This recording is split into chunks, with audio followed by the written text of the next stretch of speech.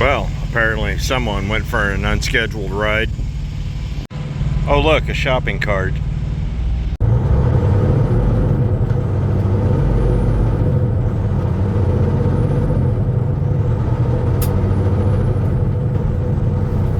Here in Plymouth, Indiana today, at the Loves. Trying to be a little healthier, walk around a little more. I don't want to, but I kind of got to. But I come across a interesting conundrum the other day. Sitting there talking to a friend, and I've had this conversation with several people. I'm starting to notice a pattern. And I've talked about this before. Time management. It's not that they're not making their loads, and it's not that they're not late. It's that they're running out of time prematurely because they're just not managing their time. Huh. This town needs a Waffle House. They do have a Mexican joint across the highway I was going to walk to, but I just didn't feel like trying to cross the highway. So I have this conversation with these guys, running out of time, short hours, and we're doing all the same stuff. We're both doing the same stuff. In fact, he's home every week to 10 days for a reset. He's in a good spot. Yet he's running out of time and making about 12 to 1800 less a week. What's he doing differently? It's time management. I came across this when I asked him what he was doing. Now, before we start, I'm gonna tell you there's not a wrong way, there's not a right way. I'm gonna tell you my way. And I don't speak in monoliths because, well, I get sick and tired of hearing this particular story. Those people that say, well, you know, I have a friend who... Shut up. We all have that friend. The one thing I've learned in driving trucks for almost 30 years is that you're going to hear the same story at least 3 times a year with just enough detail changed so somebody makes it their own. Most of the time, it's just crap. We all have that friend. So, not interested in your friend. I hate to be a jerk about it, but, well, I don't speak in monoliths, and I know not everything is 100% like that. You know, we're just generalizing here. So, let me tell you the situation. Guys running down in Mississippi, a run I have done a lot. I know how to make it work, especially with the time they give you. And if you get that Saturday delivery, you're golden. Because everything on Saturday is just a drop and hook down there for us, what we're doing. So I said, hey, you're going to be down there tonight. It was Friday night. He said, yeah. I said, this is what you do. Because he's complaining about his hours and this and that. And he's got a load coming right back up. And I said, he said, I got enough hours to get back to Sioux Falls. I said, do this. So be there Friday, right? Show yourself being there. Check in. Won't let you deliver early. PC out, go to the truck stop, which is literally a block away. Saturday, go deliver. Come back to the truck stop later that night when your 34 is over. Grab your load, boogie. You got a fresh 70 and you never lost a day. Makes sense, right? So he counters back with me, well, I just need to get home. I said, you was home last weekend. Well, yeah, but I told a friend I'd help him do something, blah, blah, blah, blah. And it was pointless busy work. I mean, as far as I'm concerned, the way he described it. It's like I said, dude, that's what the 4th of July weekend's for. I said, let your friend do his own crap. I said, you'll be home the 4th, right? Well, that's the plan. And I was like, well, then just get up there, grab another one, and go. No. So instead of not losing a day, he lost 2. I'll be the first one to tell you, I don't like being gone from home as much as I am. So if I'm going to be out here working, I'm out here working. you know, you guys really don't see the B-sides out here while we're, you know, it's YouTube. I'll show you what I want. You know, you see what I want you to see. Oh, look. I want you to see that cop. Apparently there was 3 of them.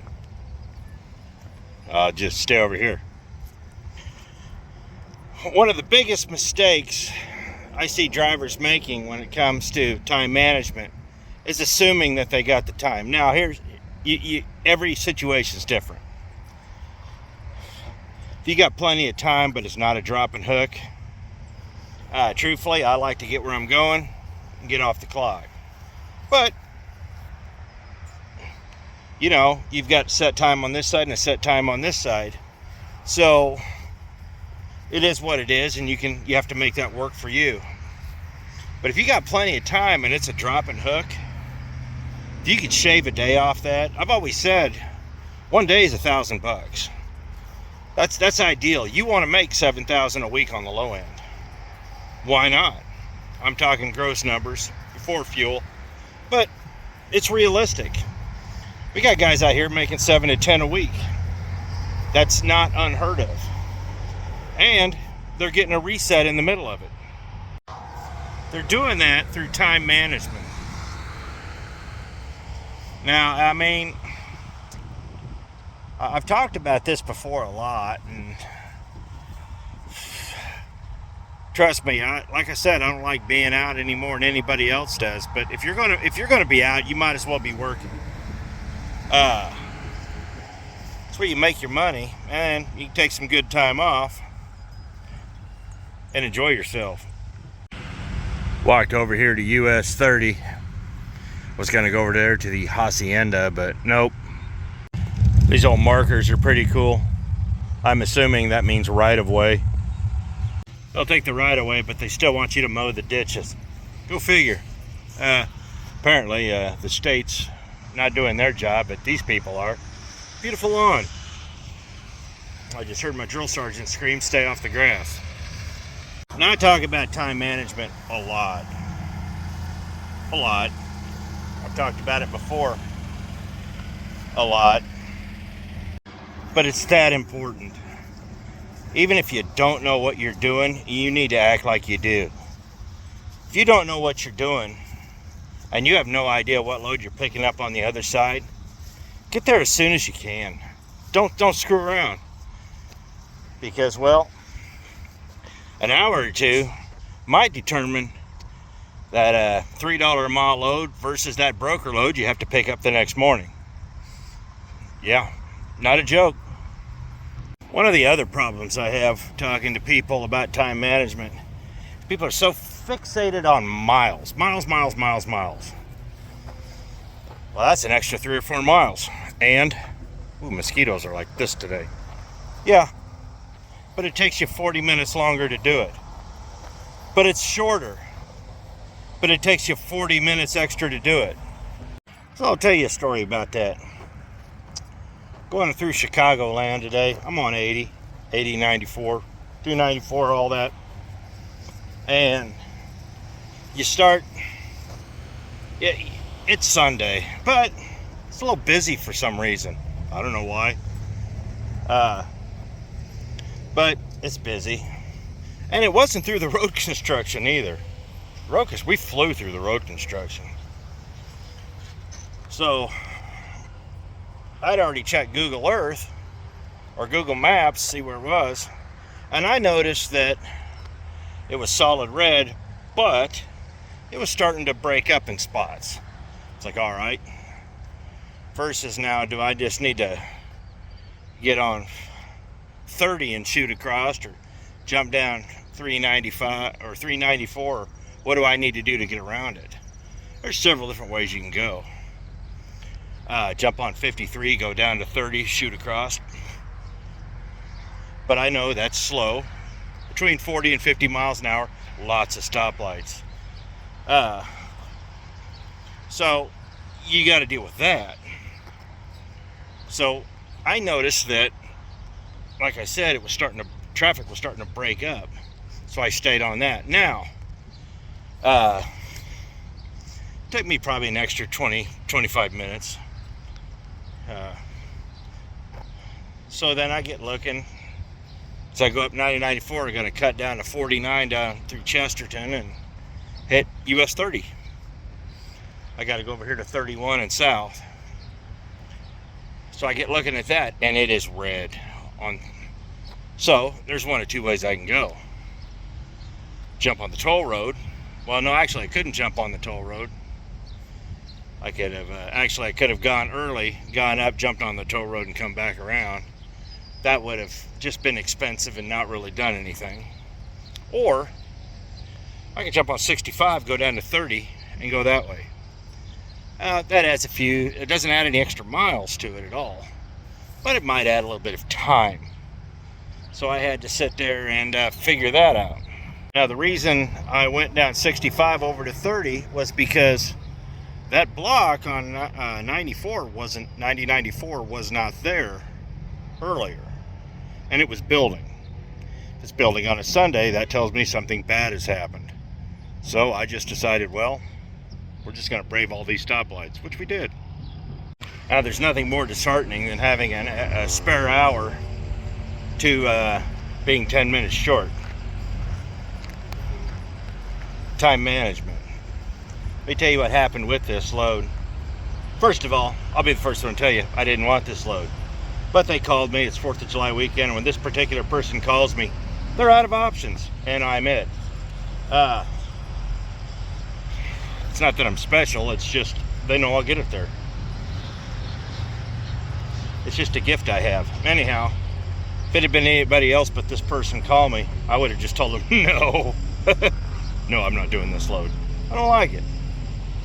Pays okay, but it's a live unload and it's really tight. In fact, it was so tight they had to reschedule it. Truthfully, I probably could have got away with it, but I didn't know. And I just told them flat out, I'm not going to make it. Don't be a hero if you ain't sure.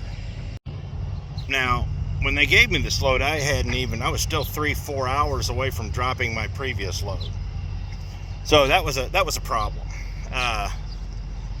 And I was like, I haven't even got rid of this one yet. There's all sorts of things that can happen. They're like, look, we know that. You know, even if you leave tomorrow morning, you should still be able to make it. We're going to reschedule it for a couple hours later. I was like, well, I'll figure it out. And that's what I told him. I said, I'll figure it out. If I get any hiccups, you'll be the first one I call. Sometimes you got to leave it loose like that. So, getting delivered went seamlessly. I got delivered. I was 10 minutes away from where I had to pick up. I dropped my trailer, bobtailed up there, grabbed my new trailer. I had just right at 2 hours left on my clock. And I knew that was going to have to be enough if I was going to make it there tonight, which ended up not happening. But that 2 hours actually kind of saved me. Because if I had done that 2 hours, I would be 2 hours up the road, which means tomorrow morning I would be in Morris, having to get up very early to try to get through Chicago before rush hour. Now, all of you people that run Chicago all the time know that if you're going through Chicago on a Monday morning, you got to be on 65 headed south by 6:15 in the morning. And that's going to be tough, especially with that road construction around Joliet. So, I mean, and that was going to give me, I would have been able to leave, well, you know, I stopped there. I would have been able to leave about 4 in the morning, and I would have had to, because I'd still be 3.5 hours out about 3.5 hours out of where I needed to be. The other problem is that I'm going into Eastern time zone, which is literally just right over there. So I'm going into Eastern time zone, so I'm losing an hour on top of it. So these are all things you have to take into account. Now, I could get up really early. I could be there by the original time tomorrow morning. They moved it from 7 a.m. to 11. So I only have like 6 hours on my clock, so I'm gonna roll in about 8:30, 9 o'clock, see what happens. Now, if this still had to be there by 7 a.m., let me tell you where I messed up today. I had half an hour left on my clock. Couldn't go any further last night. I overslept by about an hour. So I get shut down at 3:30, 4 o'clock today.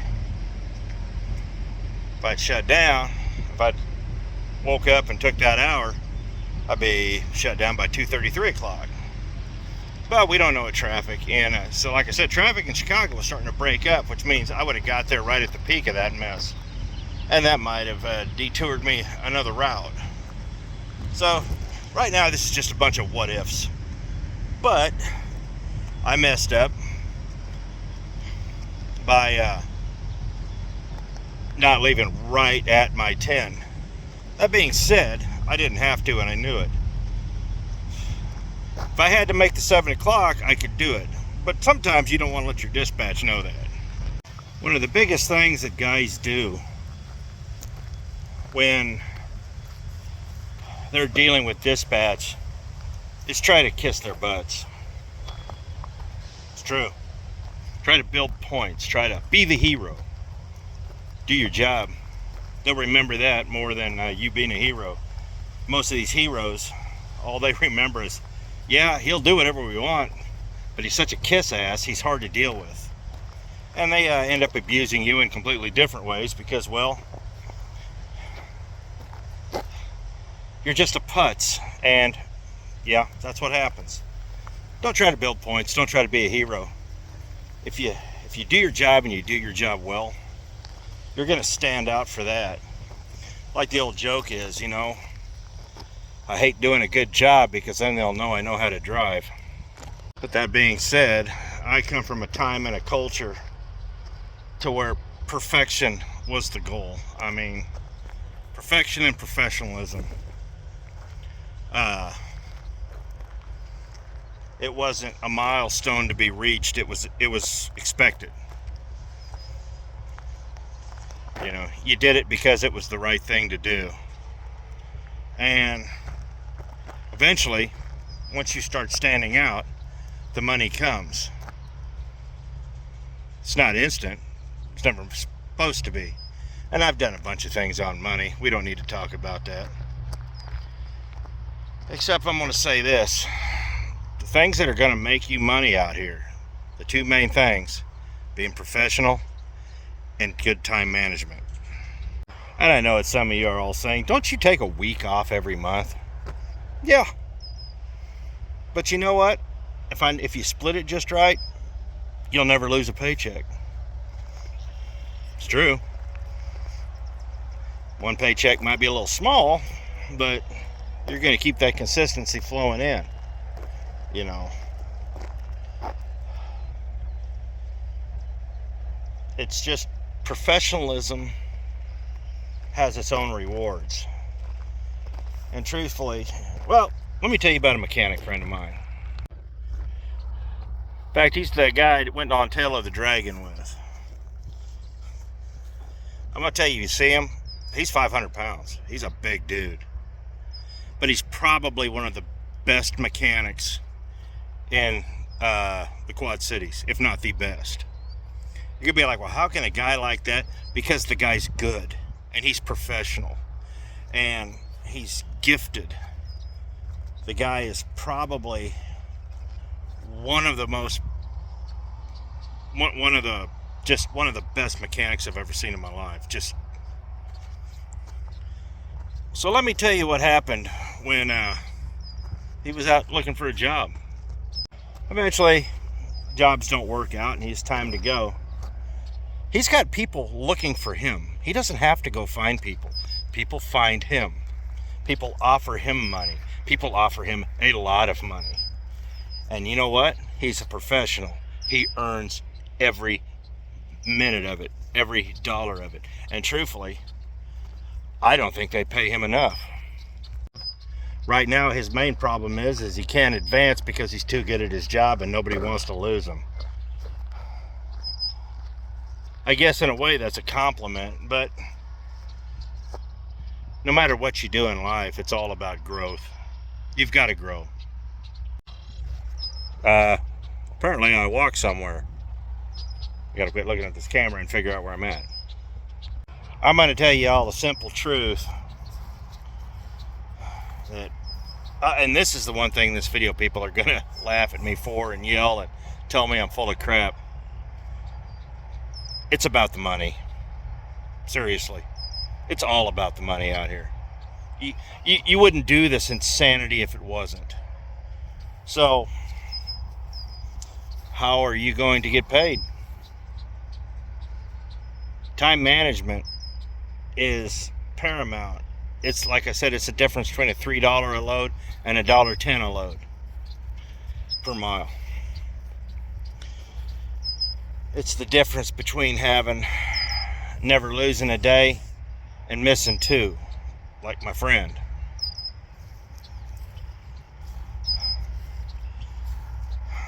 If you're going to take time off, take good time off. I'm not even going to argue with that. We need time off. That's why I took 2 weeks off, did power tour, and then spent a week at home just figuring a few things out. Because, well, I was burning out. You know, not even so much for the YouTube a little bit. I've put a video every 6 days out for almost 7 years now. And the shorts, I know some of the shorts don't make sense. My brother does them. I should probably proofread them, but I don't because, well, I don't care. My brother was trying out some new AI programs and all that, and so he does those. Some of them are so bad, I just laugh and leave them in. But seriously, if you're going to sit there and comment on a short, there's a 25 seconds worth of short next to a 28-minute video.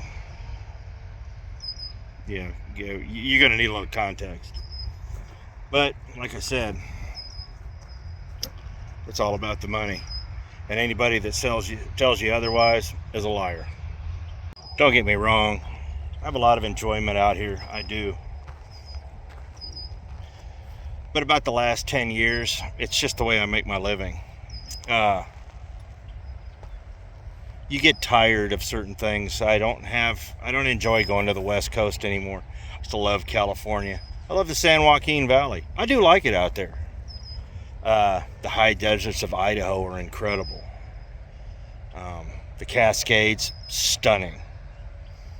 I've been up in the Adirondacks, up there in New York, around the Seneca Lake, the Five Finger Lakes. Used to do that at Walmart in Johnstown. Stopped there in Fultonville, that TA, next to Betty Beavers. New York is an incredible state. South of I-80 in Illinois. Illinois is probably one of my most favorite states, run by the worst people imaginable, which is sad because it's a beautiful place. Kentucky, it's all right. I love North Carolina. Southern Georgia, when you get down south around the US 82 corridor, stunningly beautiful. I love it down there. You're going to find something about every state you like, and you're going to find places you like to go. But after a while, it becomes routine. And it does kind of eventually start being, I'm tired. You kind of want to do something different. And that right there is why a lot of truck drivers jump jobs after 5 or 6 years, because they're ready for a change. And I'm not. I've decided that I like where I'm at. I'm making decent money. For me, it is all about the money. And you kind of get there. You kind of get in your groove. You get in your niche. You start figuring out how to make things work. Will this work? No. Forever? Probably not. Nothing's forever. But eventually, I'll have to make some changes. Truthfully, I'm one of those weirdos that I like running the Northeast. I love the Eastern Seaboard. I was stationed in Maryland in the Army. I was stationed north of Baltimore. And I'll tell you right now, Maryland's a beautiful state. I guess what I'm saying is that when things start getting monotonous and routine, despite the money, you can go one of two ways. You can get another job, or you can just stay where you're at and just keep going. I've chosen to stay where I'm at and just keep going. It wasn't all about the money when I was younger, but it is now. And like I said, anybody that tells you difference is a liar. For the most part, yeah. Like I said, I don't speak in monoliths. There's a lot of this job I still truly enjoy. But sometimes, well, you just kind of want to take a break. Time management is one of those things that's going to make you or break you. You don't have to be the best driver in the world. You can be a decent driver, but if your time management skills is on point, the rest of it's going to come. They're going to be wanting you to do the things, that need done, and these other guys are going to sit. If you're a professional and you have good time management skills and they know you're competent and capable, they're going to use you. And if they're going to use you, you might as well let them use you. That's why we're out here.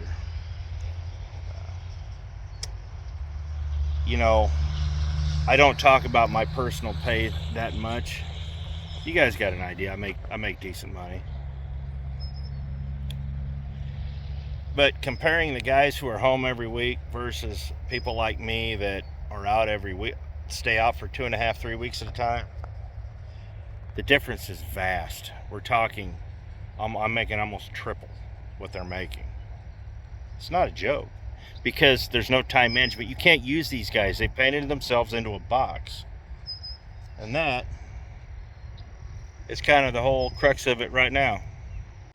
And that's really what this is all about. If you have good time management skills and you don't allow yourself to be painted into that box, you can work a weekend or two, you can stay flexible, you're going to make money. Now, I know guys that make really good money that are home every weekend, a lot of company guys. Yeah. Doing what I'm doing, OTR. And these guys tell me, well, I got this local job and I make X amount of money this week. Good for you, but you're not everybody.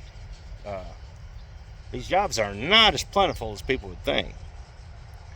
I know where I live, and when I was living in Wichita, driving jobs are so plenty, they didn't have to pay you anything for local work. They didn't have to pay you at all. If I was driving a 3-axle, 4-axle dump truck, I was making $8.50 an hour is what they were wanting, 50 hours a week. End dumps $10.50, concrete truck $11.50. This really wasn't that long ago. Well, it's about 15, 16 years ago.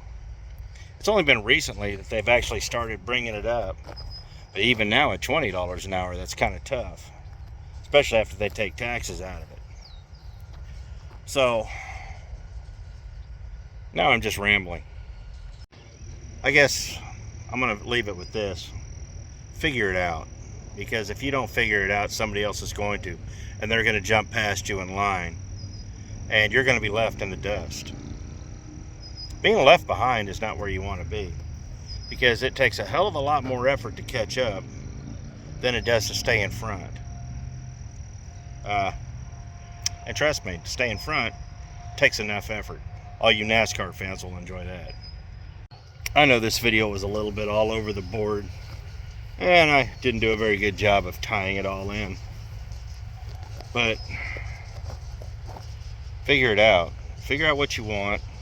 Figure out how to manage your time. And the work's going to come to you. I see so many truck drivers out here that are just one paycheck away from being broke all the time. And some of these guys are making more. Some of these guys are making more than me. Some of these guys are bringing home 10 to 12 a week. Regular.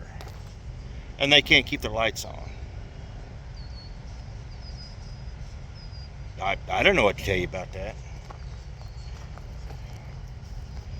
You just got to get control of yourself. Got to get control of your finances. And most importantly, get control of your time. Time is the one thing that once it's gone, it's gone. You can't bank it. You can't save it. You can't even really make it up. Because once it's gone, it's gone. So, of all your commodities out here, your time is the most valuable one of them all. I appreciate it. Thanks for watching. We'll see you next video.